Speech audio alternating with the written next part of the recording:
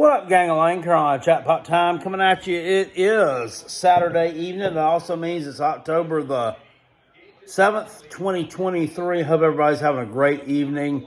And I'm watching some of these games tonight, the 7:30 games. And there's no doubt where my allegiance lies in this Georgia versus Kentucky game. Yeah, that's right. I actually had this on for the 1 year anniversary. It was actually not one calendar year. It was actually 364 days ago tonight when South Carolina played Kentucky in Kroger Field / Commonwealth Stadium or whatever. My buddy Rob over on his little live show that he did yesterday, without telling me he was going to do a live show, he couldn't figure out what it was called. He was just like, whatever they called it before they called it Kroger Field. At Commonwealth Stadium, ding-a-ling. Study some damn football. Anyway, that was when the Gamecocks beat y'all 24-14. But remember, Will Levis was out, so it really doesn't count, right? Today's college football, we were off today, so I was able to really sit back and look at some stuff and watch some games kind of in depth and, analyze what's going on without having to be worried about us. And I found it comical a second ago that, Georgia's pushing Kentucky's doo-doo in 14-0, and they get a reception from their wide receiver, Dane Key, who he pulls this thing in on the sideline, and he's like, huh! I'm pointing down something like, huh! Like we're the boss, like we're taking over this game. Yet we're down by 2 touchdowns, but don't mind that scoreboard. It ain't nothing but a thing, you know what I'm saying? Stupid. Anyway, Notre Dame and Louisville's playing right now. They ain't scored yet. Michigan and Minnesota are also just started. Michigan already up 7-0. I watched that Mizzou versus LSU game, and I talked about I wanted Mizzou to be undefeated when South Carolina played them in 2 weeks. I'm going to tell you right now, we're in trouble. They have a damn good wide receiver core. Luther Burden, Theo Weiss, the kid from Ohio State, oh God almighty, I can't remember his damn name. They're all good. LSU ended up winning that game 49-39. Mizzou quarterback Brady Cook throws a pick six with, like a minute left in the game when people were saying they could have driven for the game-winning touchdown. I don't know. Their backs were against the wall. Their coach, what was it, Drinkowitz, instead of punting the ball on 4th down to LSU, he chooses to go for it on 4th and long from their own, 35, 4th and 25. And he picks up 15. So they get it to midfield. They have to give the ball back. Now, to his credit, he has saved all 3 timeouts. So that's pretty good clock management. And then Mizzou gets the ball back deep in their own territory, and Brady Cook throws pick six, and it's over with. And Brady Cook hadn't thrown any interceptions all year long. He threw 2 today, and they were pretty critical. But this is a sloppy game, and let me tell you something. LSU is a good team. Are they a number 23 ranked type team? Probably, but they get a lot of hype just because of the name on the jersey. Kind of like a lot of these SEC teams like Alabama, Georgia, Texas A&M, LSU, Tennessee. And these teams, just because of the name on the jersey, they get more value than what they really are worth. Missouri should have won that football game today. LSU is very sloppy. Very sloppy. A lot of false starts, a lot of jumping offside on defense, lots of holding penalties, some PI calls, too, that were just ridiculous. Did not get called for a face mask on Brady Cook late in the game. However, Mizzou also didn't get called for a holding penalty on LSU earlier in the game. So that old thing-a-lang works both ways. But I'm telling you, they're going to beat the hell out of us. We're not ready for that. And it's sad, too, because we've got Spencer Rattler.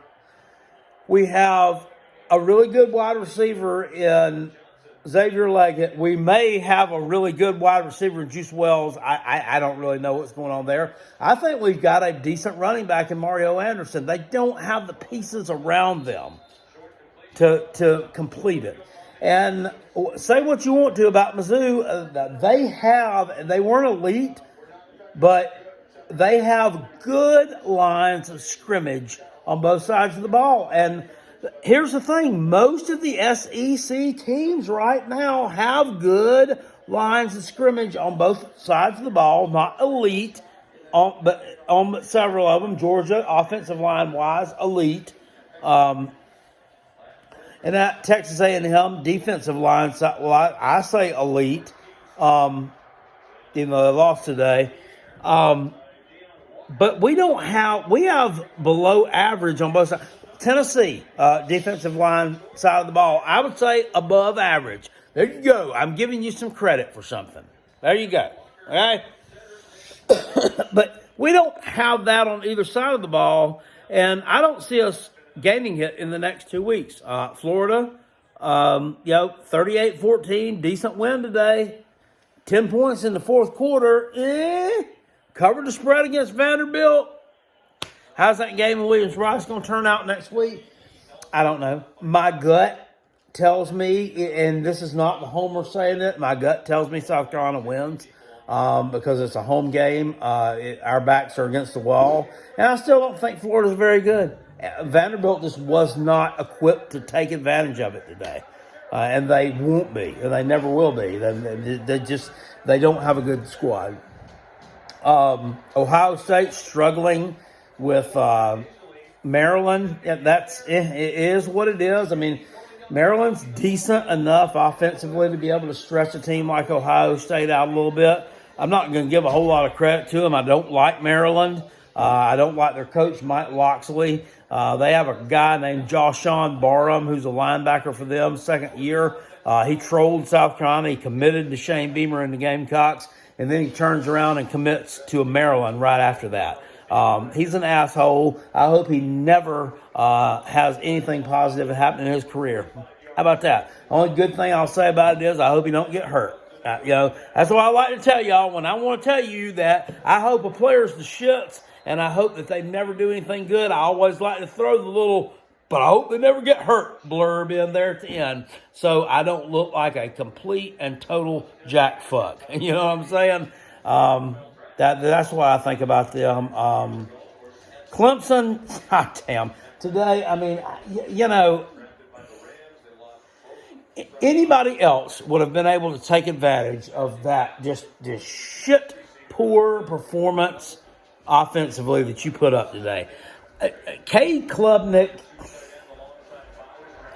he ain't it, y'all. He's not it. I hope you got somebody good committed in the quarterback class for next year. I think that you've got enough. He's either on the bench right now or coming next year, this Christopher Zina. I mean, he's another five-star, right? I guess Cade Klubnik was too. This guy, he sucks. He sucks. Your offense is terrible. You don't have any receivers. You're just a fucking gong show. That was an average-ass team you played today. Average as hell. Wake Forest? Come on. I mean, they lost to Georgia Tech last week. I mean, you couldn't get anything going against them. No kind of burst, no excitement, no originality as far as game planning or play calling, nothing. You look like an absolute huge wet fart today. And I'm going to tell you what, if you continue down this road the rest of the season, you're losing to Notre Dame. You'll lose to North Carolina State. You'll lose to Miami, maybe. And who else? You're going to lose to North Carolina. That's 4 right there. South Carolina, I'm not even going to say anything about us because we're so horrible on both lines of scrimmage. I don't even know. We've got Jacksonville State and Newberry, good God, Vanderbilt chalked up as wins.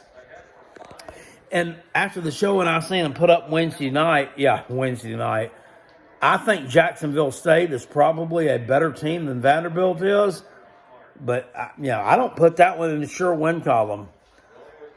I've still got South Carolina at 5-7. I do think we win against Florida this weekend because Florida sucks. And any of you Florida fans that watch the channel, I'm sorry. Your team sucks. You know they suck. And you know that you're probably not going to win in Williams-Brice Stadium. This is a revenge game. It's a revenge game. I'm going to create a revenge game meme for next week. I'm also going to create a revenge game theme. And I hope that Shane Beamer lets him wear all black, by God. Because it's revenge. It's revenge.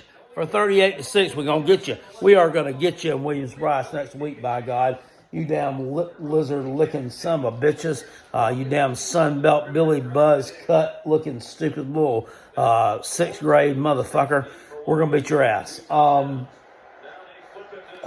other than those two, and then Vanderbilt and Jacksonville State, that's 5 wins. Where's the other one going to come from? Kentucky? I don't know. I don't think they're any good. Georgia's whipping that ass right now, but they, can expose some weaknesses on our team. Mizzou, I'm not calling that a win after what I saw today. I think they're going to pound our ass. And then Clemson, they're a joke, but they likely find themselves by the time they play us. That would, put us at 5-7 if we lose to them. So, that's the day in college football. Florida State dominated again today against Virginia Tech. Good Lord. What in the world has happened to that program? Somebody needs to go resurrect it. They really do. It's awful. And people sit here and say, Shane Beamer going to leave South Carolina and go to Virginia Tech. They tried to say that after Shane Beamer's not capable of pulling that shitty program up out of the damn doldrums it's in right now. They're going to need somebody really good. And I don't know if they have the money or the desire to hire them, quite frankly. But Alabama, big win today over Texas A&M. I mean, they got it done, didn't they? They did. They absolutely got it done. And then that Oklahoma-Texas game was great. It was great. I was glad to see Texas get it. But anyway, I'll see you guys later on. I appreciate you. Peace, and I'm out of here. And still, I go Gamecocks.